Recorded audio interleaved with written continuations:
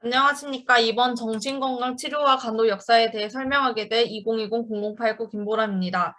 총 5개의 챕터로 구성이 되어 있으며 서양의 정신치료 역사, 정신간호 역사에 관한 것과 우리나라 정신치료의 역사, 우리나라 정신건강 간호의 역사 발표 후 저의 성찰을 발표하도록 하겠습니다.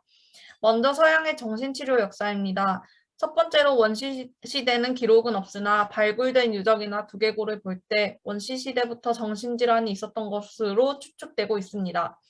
정신질환이 자신의 영혼에서 분리되었기 때문에 발생하고 초자연적인 힘에 의해 생기는 것이라 믿었고, 치료는 초월적인 힘의 도움을 받는 방식을 선택, 마술적이고 종교적인 의식을 행했다고 합니다.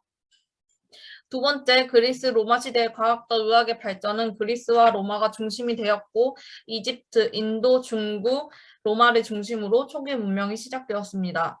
치료는 환경 조절, 수면 유도, 꿈 예언, 기도, 주문, 수사적 언어, 시 낭송 등으로 시행하였으며 사원 수면이라는 꿈을 통해 질병을 치료한다고 믿었고, 이 사원 수면은 정신치료에 큰 역사적 의미를 가지고 있습니다.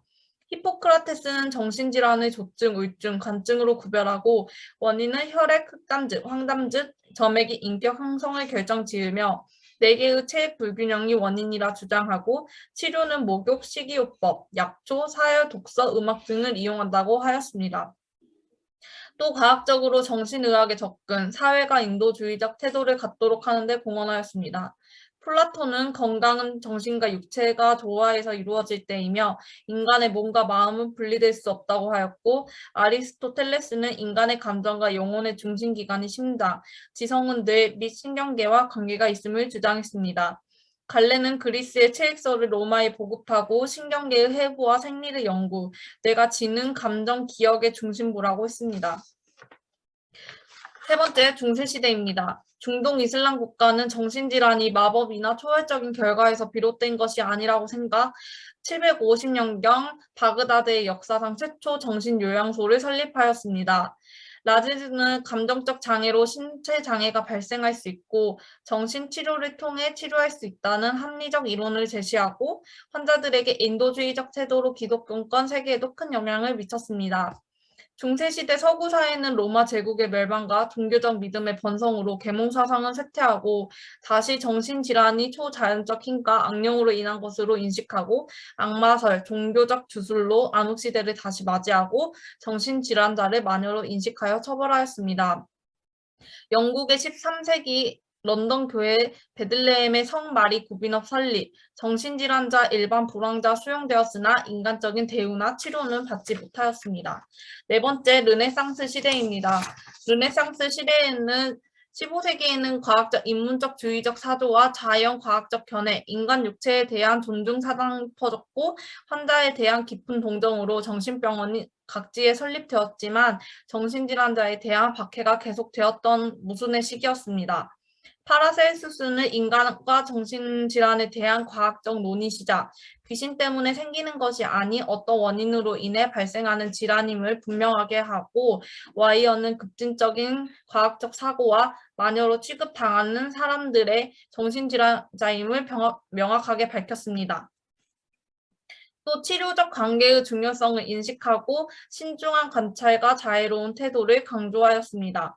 16세기에는 정신질환에 대해 합리적이고 자연과학적 심리적 견해가 더욱 대두되기 시작하고 플라톤은 증상에 따라 질병을 분류, 장애의 정신적 요인 강조하고 의학을 철학에서 분리, 자연과학의 일부로 생각하는 데 공헌하였습니다. 17세기에는 사회적 질서를 유지하기 위해 수용소를 설립하고 정신질환자, 극빈자, 죄수 등을 함께 수용, 정신질환자들에게 쇠사슬을 사용하고 점차 악마설이 쇠퇴되었으며 정신병은 뇌장애라는 의견이 대두되고 있었습니다. 18세기는 이성과 계몽사상의 시대였으나 정신질환자는 여전히 감금당하고 잔혹하게 다루어집니다. 벤자민 러시는 미국 정신의학의 아버지이며 미국 정신의학 체계를 이루고 진정시키는 의자를 고안하였고 정신안정제나 진정제에 우선하여 사용하였습니다. 또 인간적인 치료나 돌봄을 제공하는 조항을 제정하였습니다.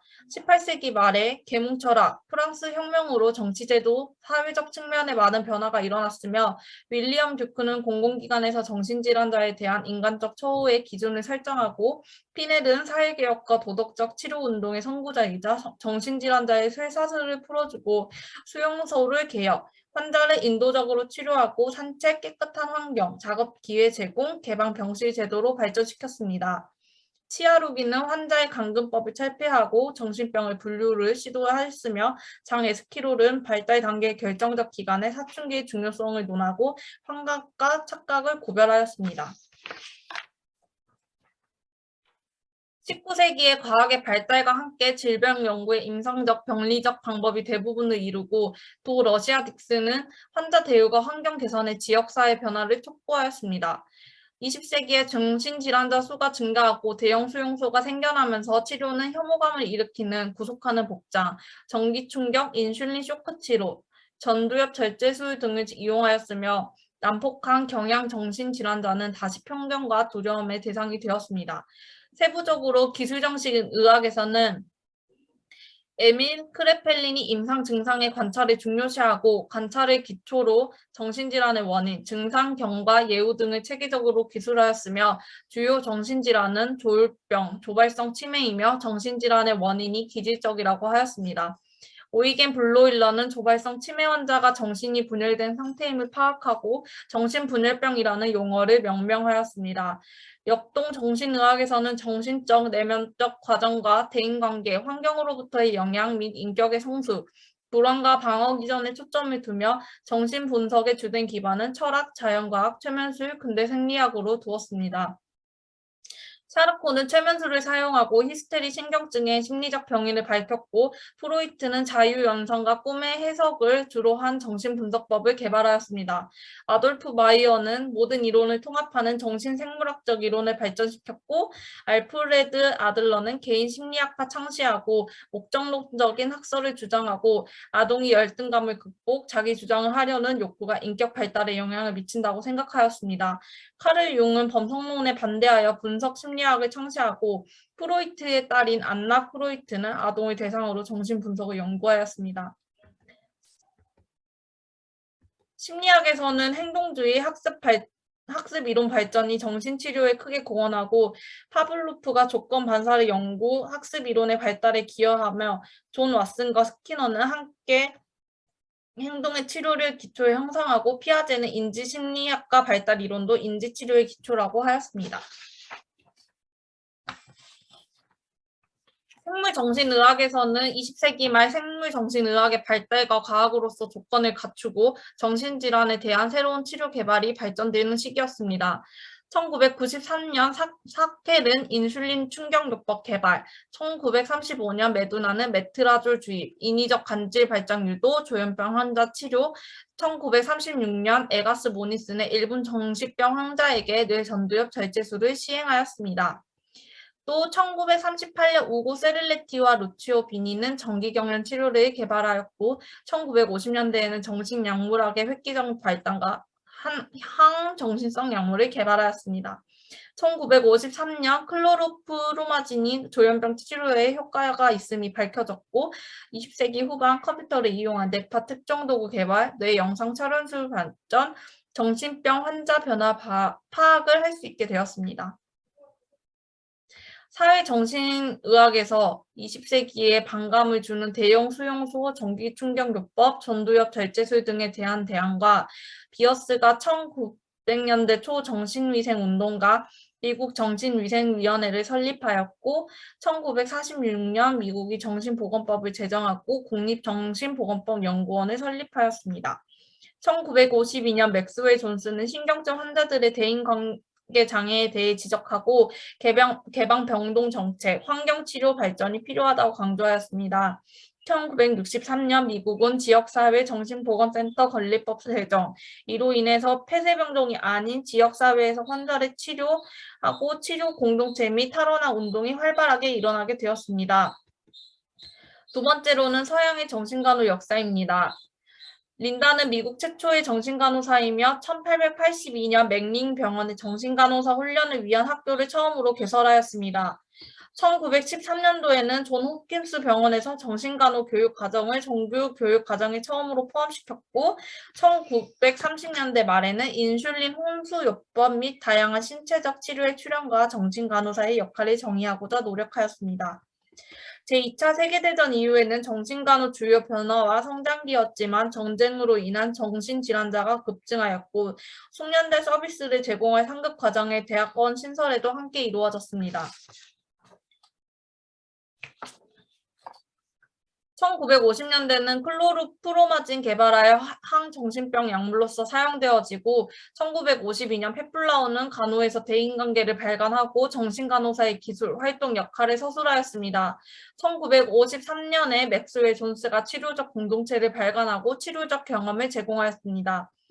1950년대에서 1960년대 정신간호 문헌, 간호 집단의 간호교육의 주요 초점, 1960년대 지역사회 정신보건의 출현, 1차 예방, 지역사회 의뢰로 전환되며 1961년 올란도는 간호사와 환자 관계에 대한 이해에 많은 공헌을 하였고요. 1963년에는 지역사회 정신보건법이 제정되었습니다. 1970년대 간호의 전문화 활성화, 정신간호사는 전문 간호 실무의 주도자가 되며 1973년대 정신간호 실무 표준을 발표하고 주기적으로 개정, 실무 범위 활동을 명확하게 하게 되었습니다. 1980년대 뇌 영상의 기술이 발달하였고 1990년대에는 뇌해라고 불리며 인간 행동의 생물학적 근거에 대한 연구가 활발하게 이루어지고 있습니다. 세 번째로 우리나라 정신치료 역사입니다. 19세기 말에는 서양의학이 들어오기 전까지 한의학과 민간요법으로 환자를 치료하였지만 현재까지도 일부에서는 굿, 경액기, 안수기도 등의 민간요법이 시행되고 있습니다. 삼국시대에는 정신병에 대한 약물치료, 친구치료를 실시하였고 삼국유사에는 의사가 아닌 승려의 연금요법 소개, 삼국사기에도 가장 오래된 정신건강 기록, 우리나라 최초의 정신장애와 정신치료가 기록되어 있습니다. 고려시대 중엽에는 향약 구급방의 간질과 감기의 연관성을 인정한 듯 정강의 증상이 기록이 되어 있고요. 조선 중기에는 허준의 동의보감은 오늘날 조현병과 유사한 사수라는 병이 상세히 기록되어 있고 태극의 바탕을 둔 건강 개념입니다. 일제강점기에는 1885년 최초 서양의학식 병원 왕립 강의원을 설립하였고 일본 사람에 의해 정신병학 강의 실시, 1913년 최초로 정신과 병동을 신설하여 정신병 환자를 치료하였습니다. 해방 후 의과대학의 신경정신과 개설, 정신과 병동을 개설하였고 역동정신의학의 개념은 6.25 전쟁에 참전한 미국 군의관들에 의해 알려지면서 정신적 문제의 무의식적 원인을 중요하게 다루는 역동정신의학이 한국 정신의학의 주류를 이어오고 있습니다. 1945년 대한정신의학회 설립, 1962년 보건복지부 산하공립서울정신병원이 설립되었습니다.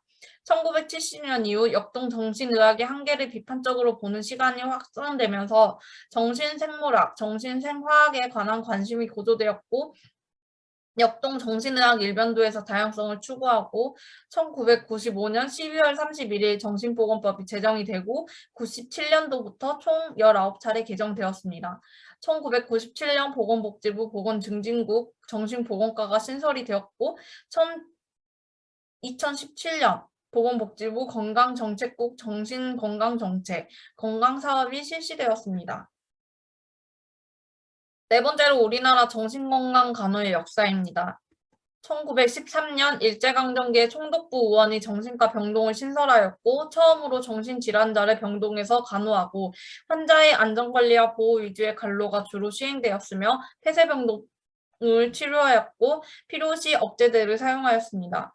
1953년대에는 항정신약물의 개발로 일반 신체간호, 환자 관찰, 투약 등으로 변화되어지고 1960년대 중반 미국의 영향으로 환경치료, 활동치료 실시, 간호사도 오락치료하고 예술치료 등에서 치료자 역할까지도 담당하였습니다.